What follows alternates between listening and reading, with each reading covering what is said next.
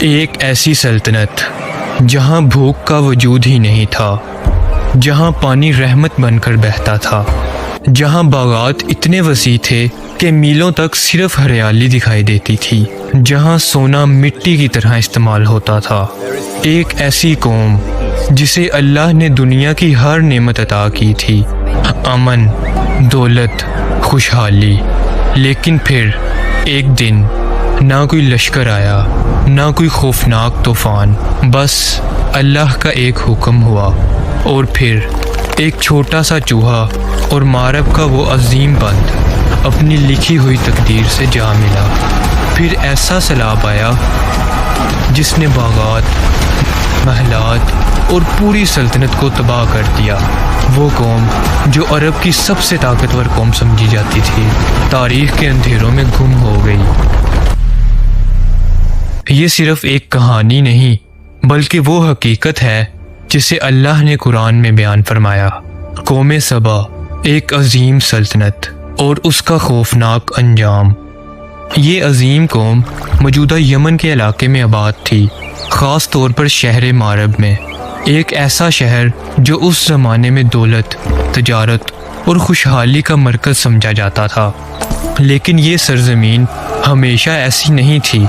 کبھی یہاں شدید بارشیں اور خطرناک سیلاب آیا کرتے تھے۔ پہاڑوں سے اترنے والا پانی کھیتوں، گھروں اور فصلوں کو تباہ کر دیتا تھا۔ تب قوم سبا کے سرداروں نے مل کر فیصلہ کیا، اگر پانی کو قابو میں کر لیا جائے تو یہ سرزمین دنیا کی سب سے زرخیز زمین بن سکتی ہے۔ اور پھر انہوں نے پہاڑوں کے درمیان ایک عظیم بند تعمیر کیا، ایک ایسا شاہکار جسے زمانے کی انجینئرنگ کا عجوبہ سمجھا جاتا تھا۔ یہ بند صرف پتھروں کی دیوار نہیں تھا، بلکہ پوری سلطنت کی زندگی تھا۔ اسی بند کی وجہ سے ویران زمینیں بھی سرسبز ہو گئی، خشک وادیاں جنت جیسے باغات میں بدل گئی۔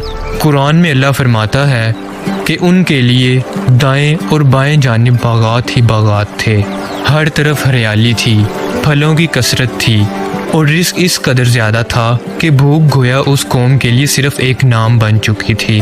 کہا جاتا ہے اگر کوئی عورت اپنے سر پر خالی ٹوکری رکھ کر ان باغات سے گزرتی تو درختوں سے گرنے والے پھل ہوا کے ساتھ ہی اس ٹوکری کو بھر دیتے تھے۔ دنیا بھر کے قافلے یہاں تجارت کے لیے آتے تھے۔ یہ قوم خوشبوؤں، مصالحوں، سونے اور قیمتی سامان کی تجارت کرتی تھی۔ ماریب کا مال پورے عرب میں نہیں ملتا۔ سبا کی خوشبو بادشاہوں کے محلوں تک جاتی ہے۔ اور پھر اللہ نے انہیں امن بھی عطا کیا تھا۔ قرآن میں ذکر آتا ہے کہ ان کے سفر محفوظ تھے، راستوں میں بستیاں تھیں، پانی تھا، آرام تھا، اور خوف کا کوئی نام و نشان نہ تھا۔ لوگ فخر سے کہا کرتے تھے، ہم وہ قوم ہیں جسے کبھی بھوک اور خوف نہیں چھو سکتے۔ یہ واقعی ایک ایسی سلطنت تھی جسے دیکھ کر لوگ حیران رہ جاتے تھے۔ اور پھر اسی قوم کی سب سے مشہور حکمران رانی بلقیس۔ تفسیر ابن کثیر کے مطابق بلقیس ایک سمجھدار، باصلاحیت اور طاقتور رانی تھی۔ اس کا تخت عظیم تھا، اس کا نظام مضبوط تھا، اور اس کی سلطنت دور دور تک مشہور تھی، یہاں تک کہ اس کا ذکر اللہ کے نبی حضرت سلیمان علیہ السلام تک جا پہنچا۔ حضرت سلیمان علیہ السلام وہ نبی جنہیں اللہ نے ایسی طاقت دی جو کسی اور کو نہیں ملی۔ جنات ان کے حکم میں تھے، پرندے ان کی زبان سمجھتے تھے، اور ہوا ان کے لیے چلتی تھی۔ پھر حضرت سلیمان علیہ السلام نے بلقیس کو خط بھیجا۔ قرآن اس خط کے الفاظ بیان کرتا ہے۔ یہ خط سلیمان کی طرف سے ہے، اور یہ اللہ کے نام سے شروع ہوتا ہے، اور دعوت دی کہ اللہ کے آگے سجدے میں جھک جاؤ۔ بلقیس نے مشورہ کیا اور پھر تحفے بھیجے، سونا، چاندی، جواہرات۔ مگر حضرت سلیمان علیہ السلام نے سب واپس کر دیا اور فرمایا، جو اللہ نے مجھے عطا کیا ہے وہ تمہاری دولت سے کہیں بہتر ہے۔ یہاں بلقیس سمجھ گئی کہ یہ کوئی عام بادشاہ نہیں، یہ اللہ کے نبی ہیں۔ اور پھر وہ خود حضرت سلیمان علیہ السلام کے پاس آئی، اور جب شیشے کے محل میں داخل ہوئی اور پانی سمجھ کر اپنا لباس اٹھایا، تب حقیقت کھلی۔ उसी वक्त बल्कीस ने कहा, ए परवरदिगार, मैं गलत थी, अब मैं अल्लाह पर ईमान लाती हूँ। और तफसीर इब्ने कसीर के मुताबिक बल्कीस के बाद कौम सबा ने भी इस्लाम कबूल कर लिया। ये था सबा का दुनियावी और रूहानी अरूज। लेकिन वक्त हमेशा एक जैसा नहीं रहता। रानी बल्कीस का दौर ख़त्म हो गया, नस्लें बदल गई, हुक्मरान बदल गए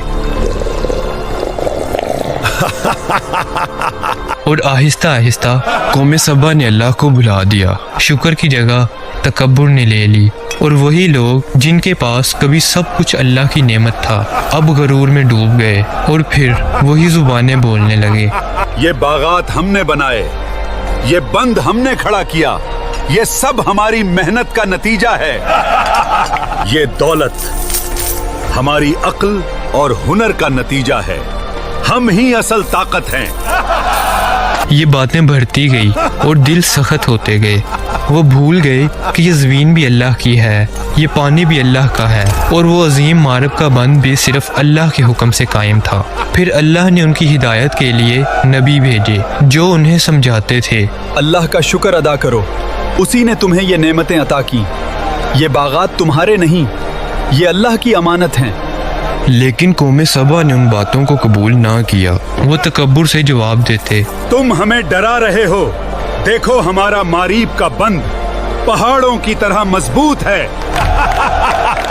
और जब नसीहत बढ़ती गई तो वो मजाक उड़ाने लगे। अगर ये सब अल्लाह की तरफ से है तो हम क्यों शुक्र करें? हमारी अक्ल और मेहनत ने ये सब बनाया है। ये वो लम्हा था जब कौम सबा अपनी ताकत के नशे में अंधी हो चुकी थी। उन्हें लगता था कि मारब का बंद, उनके बागात और उनकी दौलत उन्हें हमेशा बचाए रखेगी। नबी उन्हें समझाते रहे, अल्लाह जब पकड़ता है तो वजह बड़ी नहीं होती, सिर्फ उसका हुक्म काफी होता है। अगर अजाब आना होता तो कब का आ चुका होता। हमारी सल्तनत महफूज है, हमारा बंद मजबूत है, हमें कोई तबाह नहीं कर सकता। साल गुजरते रहे और अल्लाह के नबी बार बार समझाते रहे, रहमत के फैसले से पहले खुद को संभाल लो, अल्लाह की तरफ लूट आओ। ये हमारे बराबर आने की कोशिश कर रखा है, इसकी औकात ही क्या है। नबी पुकारते रहे, बंद से नहीं, अल्लाह से डरो। हमें अजाब से डराना बंद करो, हम अपनी ताकत और दौलत से उसे रोक देंगे। और यही वो लम्हा था जब उनकी तकदीर का फैसला हो चुका था। और फिर कुरान यहाँ एक ऐसी बात बयान करता है जो अकल को हिला कर रख देती है। अल्लाह फरमाता है कि जब वो लोग अपने रब से मुंह मोड़ गए तो हमने उन पर बंद तोड़ देने वाला सैलाब भेज दिया। और रवायात के मुताबिक कौम सबा के मारब बंद की बुनियादों में चूहों ने सुराख करना शुरू कर दिया। वो बुनियादें जो पहाड़ों जैसी मजबूत समझी जाती थी, खामोशी से कमज़ोर होती जा रही थी। और लोग देखते रहे लेकिन गरूर में अंधे हो चुके थे। वो कहते थे, ये बंद हमारी ताकत की निशानी है, ये चूहे इसका कुछ नहीं बिगाड़ सकते। वक्त गुजरता गया और बुनियादें खामोशी से खोखली होती गई। फिर वो रात आई, शहर खामोश था, लोग सो रहे थे और मारब का बंद अपनी आखिरी सांसें ले रहा था। पहले एक आवाज़ आई, फिर दूसरी,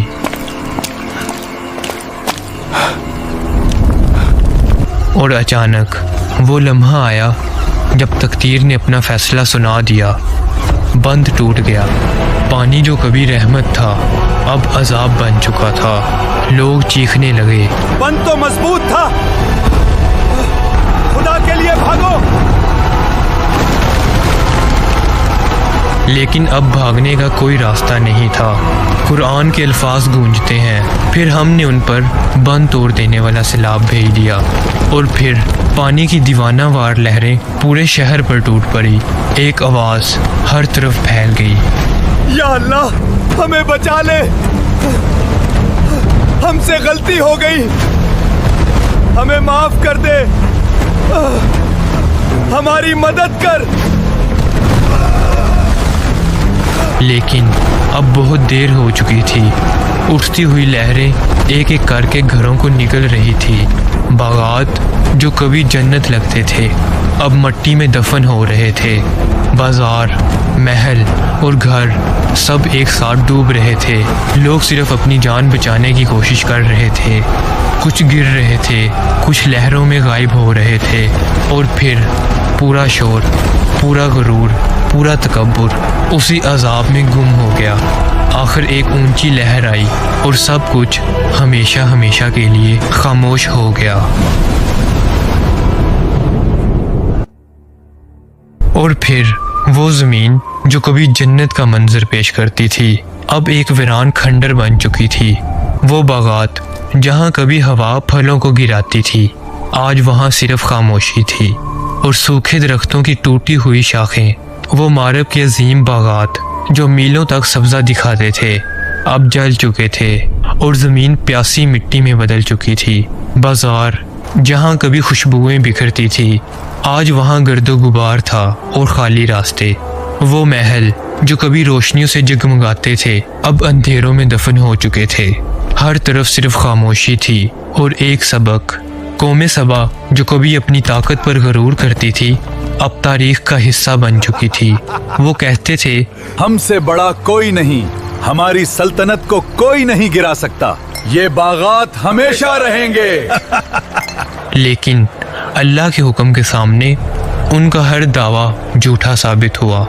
वही बंद जिस पर उन्हें गरूर था उनकी तबाही का सबब बन गया।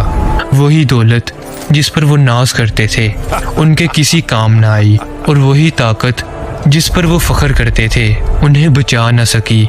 आज वो ज़मीन खामोश है, लेकिन अपनी खामोशी में एक बहुत बड़ा सबक रखती है कि गरूर चाहे कितना भी बड़ा क्यों ना हो वो अल्लाह के हुक्म के सामने कुछ नहीं होता। और नेमतें अगर शुक्र के साथ ना हों तो वही नेमतें अजाब बन जाती हैं। यही कौमे सबा का इंजाम है, और यही कुरान का दिया हुआ सबक है कि अपनी ताकत पर नहीं बल्कि अपनी रब की रहमत पर भरोसा करो, वरना तारीख बार बार खुद को दोहराती है।